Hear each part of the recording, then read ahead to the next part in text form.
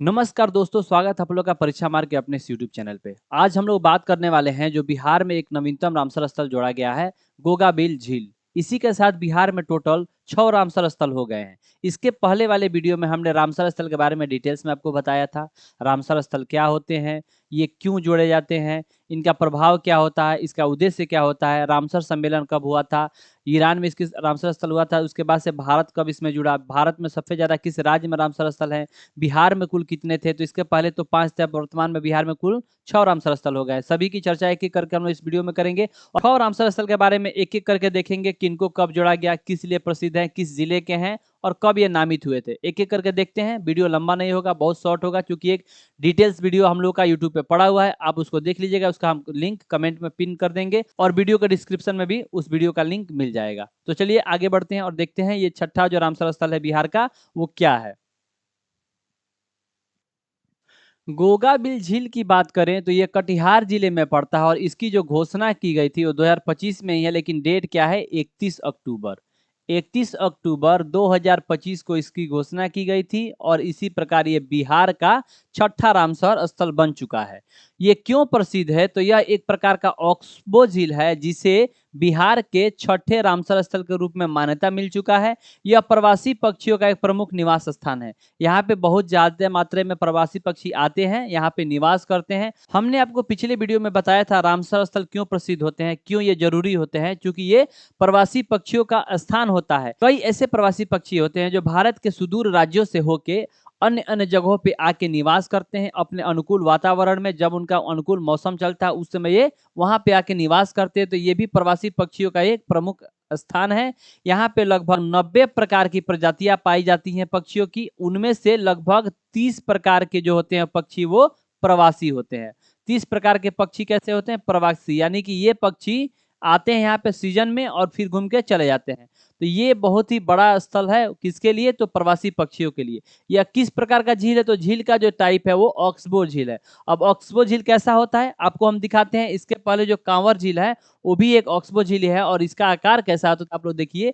ये बैल जो होता है ना, ऑक्स मतलब होता है बैल, ऑक्सबो यानी पैर के खुर के जैसे। यदि आपने अपने गांव में बैल देखा होगा तो बैल जब चलता है तो उसके जमीन पे ऐसे निशान बन जाते हैं। तो यही बैल के खुर के जैसा होता है, यानी उसके पैर के निशान के जैसा होता है, इसलिए इसको बोलते हैं ऑक्सबो झील, ऑक्सबो लेक। और ये क्यों बनता है, जब नदियां चलती हैं मैदानी भागों में तो उनके सामने यदि कोई भारी चट्टान आ जाता है या कोई ऐसा कठोर मिट्टी आता है जिसको नहीं काट सकती है, तो नदियां अपना रास्ता बदल देती हैं और रास्ता बदलते हुए वे नए मार्ग पे चल देती हैं और उनका रास्ता जो है बदलते चल जाता है। फिर इधर कोई कठोर मिट्टी पड़ गया तो इसको छोड़ के आगे मुड़ जाएंगी, फिर ऐसे मुड़ते चलती जाती हैं। और फिर यदि जिधर नर्म मिट्टी है, नॉर्म और सॉफ्ट मिट्टी को काटते हुए आगे बढ़ती हैं और जो कठोर पार्ट है उसको छोड़ते जाती हैं। और इन्हीं के बीचों में जो ये खाली जगह होता है यहाँ पे सिल्ट भरते जाता है। ये जो अवसादन बनता है ये बहुत ही उपजाऊ मिट्टी होता है। यहाँ पे बहुत विभिन्न प्रकार के दलदली भूमि बन जाते हैं और वहाँ पे जैव विविधता पाया जाता है। और यही जैव विविधता क्या बनाता है, जैव विविधता के कारण इसको बोलते हैं वेटलैंड और ये रामसर स्थल घोषित होने का कारण बनता है। तो यहाँ पे है जो गोगाबिल। गोगाबिल क्या है, ये भी एक ऑक्सबो झील है। देखिए ऑक्सबो लेक कैसे होता है, देखने में कैसा दिखता है। ये जो हम फोटो देख रहे हैं ये किसका है, तो कांवर झील का है जो ऑक्सबो लेक ये भी है। और ये एशिया का सबसे बड़ा ताजे पानी का ऑक्सबो लेक है। ऑक्सबो झील में सबसे बड़ा जो है एशिया में कौन है, यही कांवर झील है जो ताजे पानी के लिए है। पूरे एशिया यानी कि भारत, चाइना, पाकिस्तान, बांग्लादेश, ये जितने भी हमारे पड़ोसी देश हैं एशिया में निवास कर रहे हैं, उन सब में सबसे बड़ा कांवर झील है बेगूसराय का, जो कि ताजे पानी का सबसे बड़ा ऑक्सबो लेक है, यानी कि गोखुर झील है। समझे। तो ये हो गया हमारा पहला था, लेकिन हमें छठा जो मिला है, सबसे लेटेस्ट मिला हुआ है गोगाबिल झील, जो कि कटिहार में है, उसको बना दिया गया बिहार का छठा। पहला जो हम लोग का हो जाएगा वो नवंबर 2020 में जुड़ा था, बेगूसराय जिले का कांवर झील। ये पहला हम लोग का रामसर स्थल था। एशिया का सबसे बड़ा ताजे पानी का ऑक्सबो लेक है। यहाँ अनेक प्रकार के पक्षी आते हैं और ये जैव विविधता के लिए बहुत ही महत्वपूर्ण स्थल भी है। दूसरे की बात करें, दूसरा जो रामसर स्थल था वो था नागी डैम बर्ड सेंचुरी, जो कहाँ पे है, जमुई जिला में है। 5 जून 2024 को इसको घोषित किया गया था। प्रवासी पक्षियों के लिए भी जाना जाता है, जैव विविधता की दृष्टि से भी बहुत ही महत्वपूर्ण पक्षी अभ्यारण्य होता है। उसी प्रकार एक नकटी भी झील है। नकटी पक्षी अभ्यारण्य जो है वो भी जमुई जिला में है। वर्ष 5 जून 2024 को इसको घोषित किया गया था। ये क्यों प्रसिद्ध है, तो जो नागी बांध है, नागी बांध के पास यह आर्द्र भूमि कई प्रवासी पक्षियों का आश्रय देता है और नागी के साथ इसको भी, यानी नागी और नकटी दोनों जो अभ्यारण्य है वो क्या बन गए हैं, रामसर स्थल बन गए हैं। यहाँ पे देख सकते हैं ये जो प्रवासी पक्षी यहाँ पे आते हैं अपने जीवन काल में और बहुत इंजॉय करते हैं। यहाँ पर भी देख सकते हैं जो भी रामसर स्थल है वहाँ पे बहुत सारे पक्षी आते हैं और यहाँ पर निवास करते हैं। झुंड में आते हैं लोग एक साथ, पूरे सीजन में घूम के फिर चले जाते हैं। तो प्रवासी पक्षियों के लिए बहुत ही अनुकूल वातावरण रहता है यहाँ पे। फिर हम लोग का चौथा भी हाल ही में बना है सितंबर माह में, ये 25 सितंबर को ही बना था। सितंबर में 25 सितंबर को कौन बना था, बक्सर जिला का गोकुल जलाशय, ये भी रामसर स्थल में बना था और ये चौथा हो गया था। 3 पहले था बेगूसराय, बेगूसराय का कांवर झील, फिर था नागी और नकटी जमुई के, फिर चौथा बना था कौन, गोकुल जलाशय बक्सर जिला का। ये भी जलाशय है बाढ़ नियंत्रण और जैव विविधता के दोनों के दृष्टि के लिए बहुत ही महत्वपूर्ण है। उसके बाद से गोकुल के बाद था पश्चिमी चंपारण का ये उदयपुर झील, पश्चिमी चंपारण में रहने वाला है और ये 25 सितंबर को इसको भी बनाया गया था। यानी कि जो गोकुल जलाशय था और उदयपुर झील था दोनों को एक साथ 25 सितंबर 2025 में इसको घोषित किया गया था। ये उदयपुर वन्य जीव अभयारण्य के भीतर ही स्थित है। लगभग 319 हेक्टेयर में फैला हुआ है। झील जलीय जीव और पक्षियों के लिए एक स्वर्ग के समान है। यहाँ पे जो जीव जंतु रहते हैं, पक्षी रहते हैं, वो अपने आप को स्वर्ग में अनुभूति करते हैं। देखिए ये जो 2 पक्षी बैठे हुए हैं, यहाँ पे पानी भी इनके लिए है, मछली भी मिल जाएगी आसानी से। इनके लिए जो ये पेड़ पौधा है इसमें भी ये लोग आसानी से रह सकते थे। इनके लिए क्या है, एक स्वर्ग की अनुभूति होती है। किनको, पशु और पक्षियों के लिए, जो जलीय जीव है और पक्षी है उनके लिए। तो ये हो गया हमारा 5वां।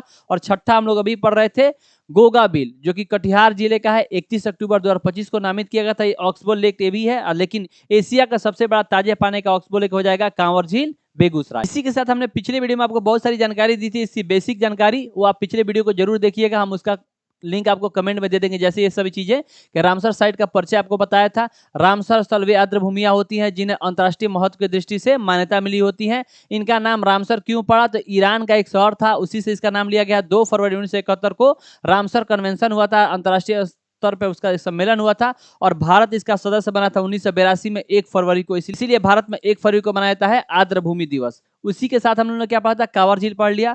पिछले वीडियो में हमने डिटेल्स में बहुत सारी चीजें पढ़ी थी, तो उसको हम अभी चर्चा नहीं करेंगे। रामसर स्थल का मुख्यालय हमने आपको बताया था, फिर ये सब बताया था क्यों ये जरूरी है, कैसे ये कार्य करता है, कैसे पशु यहाँ पे अच्छे से निवास करते हैं। फिर हमने आर्द्र भूमियों के बारे में बताया, झीलें, दलदल, तालाब, तटीय क्षेत्र, नदी मुखी, ये सभी मैनग्रोव हो सकते हैं यदि उनमें जैव विविधता पाई जाएगी, जो शर्तें हैं उसको पूरा करते हैं। तो आगे हमने आपको बताया था भारत का पहला रामसर साइट कौन था, चिल्का झील था और केवलादेव पक्षी अभयारण्य था। चिल्का झील उड़ीसा का और केवलादेव पक्षी अभयारण्य राजस्थान का। वर्तमान में अक्टूबर 2025 तक कितने थे, तो 93 थे। अभी बिहार का गोगा बिल के जुड़ जाने से अभी कितने हो गए, 94 हो गए हैं। भारत में सर्वाधिक था रामसर स्थल तमिलनाडु में, और सेकेंड स्थान पे कौन था, उत्तर प्रदेश 10 के साथ। ये सब बेसिक जानकारी पिछले वीडियो में हमने आपको बता दिया है। दुनिया की सबसे ऊंची रामसर स्थल की बात करें तो भी भारत में है। कहां पे, लद्दाख में। नाम है तसो मोरिरी झील, दुनिया का सबसे ऊंचा। और एशिया का सबसे बड़ा ताजे पानी का गोखुर झील भी हो जाएगा अपना कांवर झील। इसके साथ हमने बहुत सारी चीजें बताई थी, बिहार के सभी चीजें बताए थे, तो उसमें 5 था, अभी 6ठा हम लोगों ने देखा। फिर नवीनतम जो भी जोड़े गए थे, जैसे कि खींचन वेटलैंड है राजस्थान का और मेनार है, उसको भी हमने आपको बताया। सरकोटई, सभी चीजें यहाँ पे हैं। आप चाहें तो इसको पूरी डिटेल्स में समझ सकते हैं, बहुत अच्छे से हमने बताया था। उस वीडियो का लिंक हम आपको कमेंट बॉक्स में दे देंगे, आप उसको देख लीजिएगा। तो चलिए, उम्मीद है आपको ये जानकारी अच्छी लगी होगी। चूंकि बिहार में टोटल कितने 6 हो गए रामसर स्थल, और उसके बारे में हमने आपको बताया। 6ठा कौन है, तो गोगाबिल झील। साथ ही एक और जानकारी दे दे आपको, परीक्षा मार्ग पे बहुत सारे शानदार नोट्स बनाए गए हैं और वो आपके एग्जाम के लिए बहुत ही महत्वपूर्ण होते हैं। यदि आप बिहार एसएससी सीजीएल 4 की तैयारी कर रहे हैं तो इसके लिए शानदार पीडीएफ नोट्स है, जिसमें 56 से अधिक एमसीक्यू दिए गए हैं। General knowledge, science, Hindi, Bihar special, PYQ और करंट अफेयर्स, सभी अपडेटेड पैटर्न पे बनाए गए मटेरियल्स हैं। और बिहार एसएससी के लिए भी है, इंटर स्तरीय के लिए, लाइब्रेरियन की तैयारी कर रहे हैं तो उसका भी पीडीएफ आपको मिल जाएगा। कार्यालय परिचारी के लिए भी, ऑफिस अटेंडेंट के लिए, मद निषेध सिपाही और कचपाल दस्ता है, इसके लिए भी पीडीएफ यहाँ पे अवेलेबल है। बिहार विधानसभा ड्राइवर के लिए भी है। बिहार वर्क इंस्पेक्टर जो आया था उसकी बहाली, उसके लिए है। बिहार दरोगा का भी बहुत ही शानदार नोट्स है। यदि आप इसको बाई करना चाहते हैं तो कैसे बाई करिएगा, बाई नाउ पर क्लिक करिए और आपको ऑफर का लाभ लेने के लिए एक ऑफर आपको लगाना पड़ेगा। यहाँ पे आप लिख सकते हैं मार्ग 20, MARG, मार्ग 20 यानी 20 आप ऐसे अप्लाई करिएगा, आपको यहाँ पे 20% का डिस्काउंट मिलेगा और आपका जो पीडीएफ है वो और कम प्राइस पे हो जाएगा। कैसे आप इसको अप्लाई करिएगा आपको बता दें। यहाँ पे आपको कूपन पे अप्लाई करने के लिए लिखना होगा मार्ग 20, MARG 20। मार्ग 20 जैसे आप अप्लाई करिएगा, जो आपका प्राइस है वो देखिए यहाँ पे पहले प्राइस था 99, अब ये क्या हो गया घट के 19 रुपया घटा है, यानी 20% का डिस्काउंट मिला और 79 का आपको पीडीएफ मिलेगा। हर एक पीडीएफ जो आप चाहें यहाँ पे बाई कर सकते हैं। पीडीएफ की यहाँ पे कोई कमी नहीं है। जिस एग्जाम की आपको जरूरत है, जो पीडीएफ आपको चाहिए यहाँ से बाई करिए।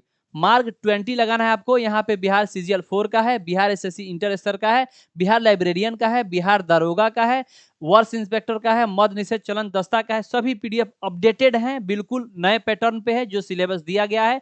पीवाईक्यू को एनालिसिस करके प्रश्न दिए जाते हैं। एक बार आप किसी पीडीएफ को बाई करिए जो आपको जरूरत है और आप खुद जान पाइएगा कैसा पीडीएफ है। अपना फीडबैक भी आप दे सकते हैं। यहाँ पे कॉन्टेक्ट नंबर है।